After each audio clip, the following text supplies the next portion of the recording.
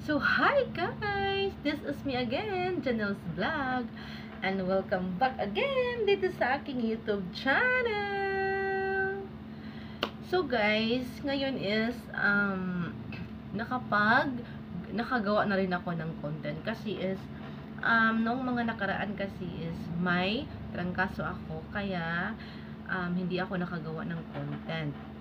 Sinipon ako at saka may ubo din ako. Okay, ngayon is tuturuan ko kayo, gagawa ako ng tutorial about kay GCash.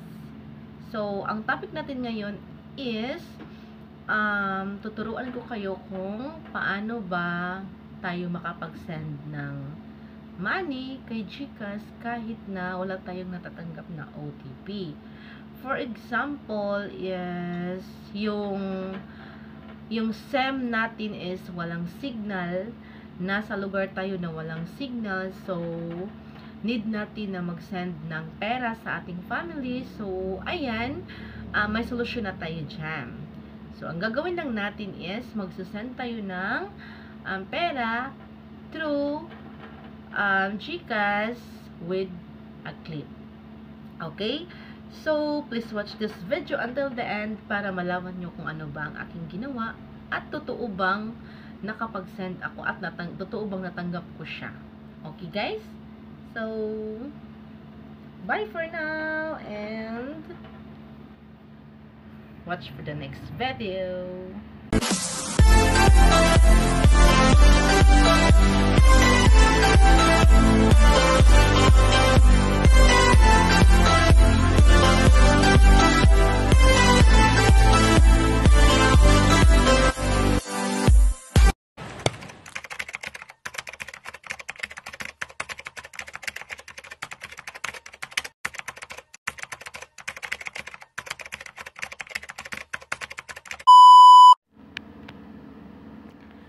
So guys, ngayon ay tuturuan ko kayo kung paano ba makasend ng GCash kahit na wala tayong natatanggap na mga OTP.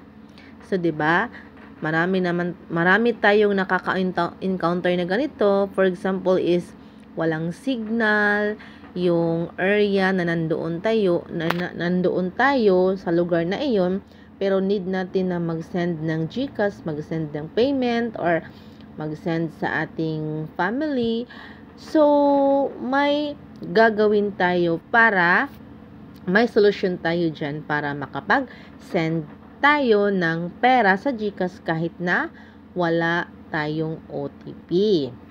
So, ngayon ay nandito ako sa loob ng GCash at tuturuan ko kayo. So, sa gustong malaman kung ano ba ang aking ginawa para makapag-send ako ng pera kay GCash kahit na walang OTP, is kailangan nyo lang is tapusin nyo ang video na ito para malaman nyo kung ano ba ang mga steps na gagawin.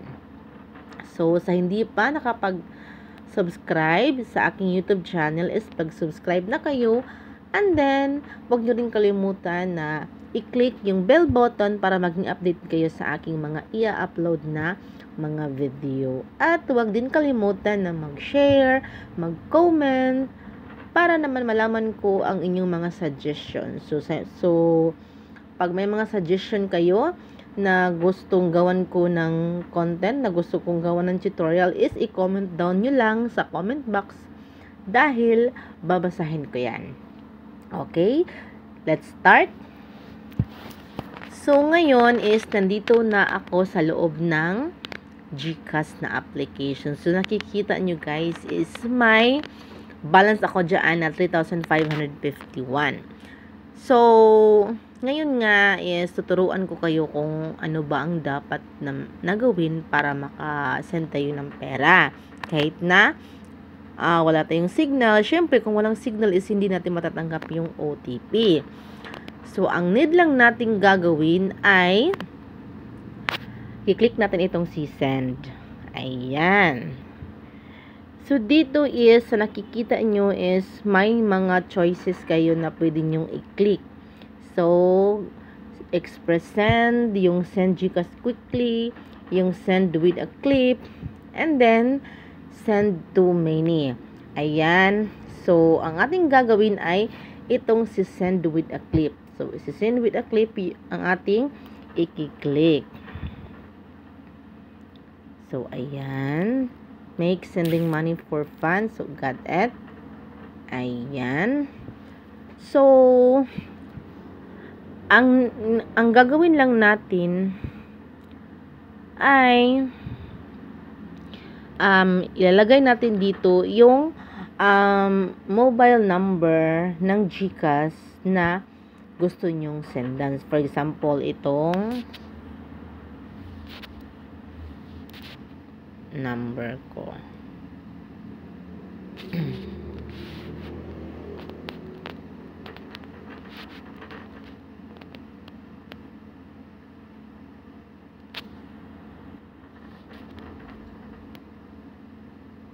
Ayan. Tapos, pagkatapos nyo ilagay yung number, is yung amount naman. So, for example, 1 peso lang yung ating isi-send. Ayan. So, pagkatapos dyan is pipili kayo dito ng tatlo kung ano yung i-attach nyo or attach clip. Photo, video, or audio. So, pwede ring photo. Ayan. So, di pala pwede. So, ayan. Ayan. So, unavailable. So, dito is nakalagay na tayo ng amount. Tapos, i-click lang natin itong si next. So, may nakalagay pala dito, guys. So, may note dito. The amount will be returned to your wallet if it is not claimed by the recipient within 72 hours. So, 72 hours is ano po yan? Kung hindi na-claim, for example, may nag-send sa akin ng money with a clip, pag hindi ko yan na-claim is mababalik yan kay recipient. Mababalik yan doon sa nag-send sa'yo.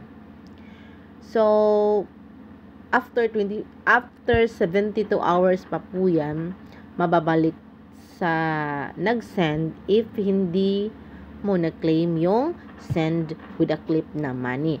So, next na tayo. So, ayan guys. Nakalagay dito is pay with, ayan. And then, you are about to send total amount of 1 peso. So, the recipient's initials are shown for validation. Please make sure that the information entered is correct. We cannot reverse the transaction once submitted. So, ayan, send na natin. Click natin ang send.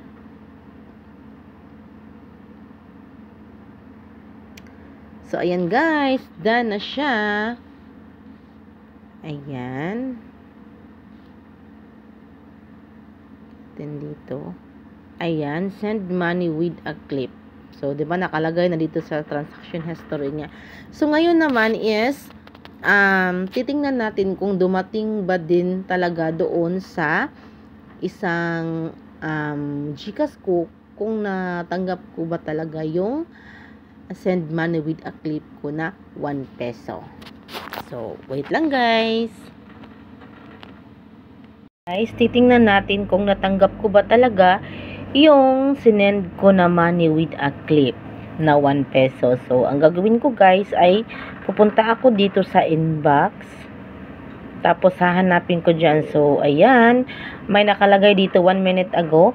You have received money with a clip. So, i-click natin yan. O, ayan. Claim your money with a clip. So, you have received money with a clip from blah blah blah. Claim it now. This will expire and will return to the sender on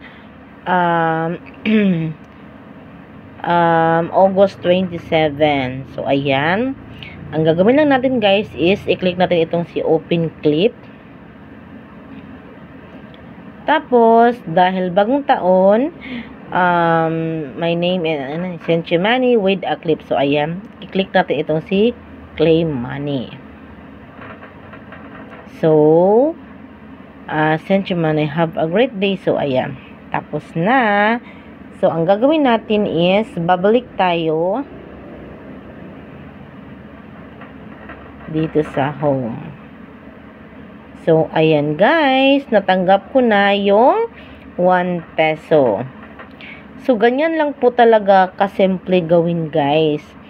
So, sa mga nagpro-problema po na hindi makasend dahil hindi makatanggap ng OTP, so, ganyan lang po talaga ka-simple. Simpleng-simple lang po talaga guys kung paano ba gawin. So, ayan guys. I hope sana makatulong ang video na ito para sa mga katanungan ninyo. So, pag may mga tanong pa kayo at may gusto kayong gawan ko ng video is mag-comment below lang po kayo dahil babasahin ko yan. Okay, so thank you guys for watching. God bless.